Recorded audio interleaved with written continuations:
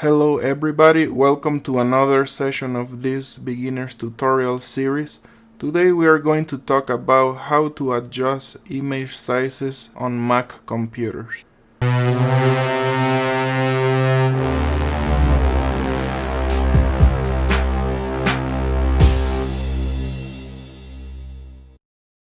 Before we begin, let's open this image using the Preview app. Adjusting the size of an image is very useful when trying to upload a profile picture or banner cover photo like this one right here. This for any social media account.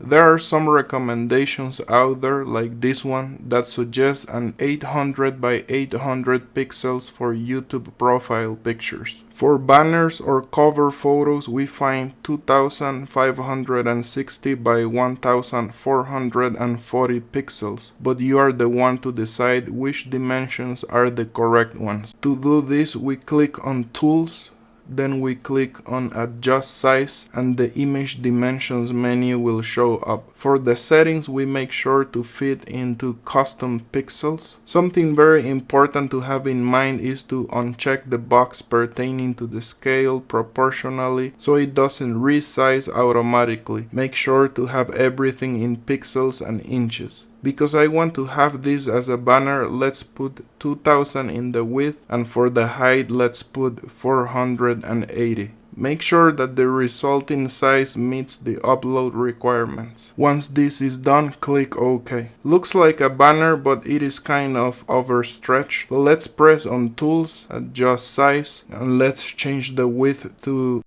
1200. 480 for the height, and we uncheck Scale Proportionally again and press OK.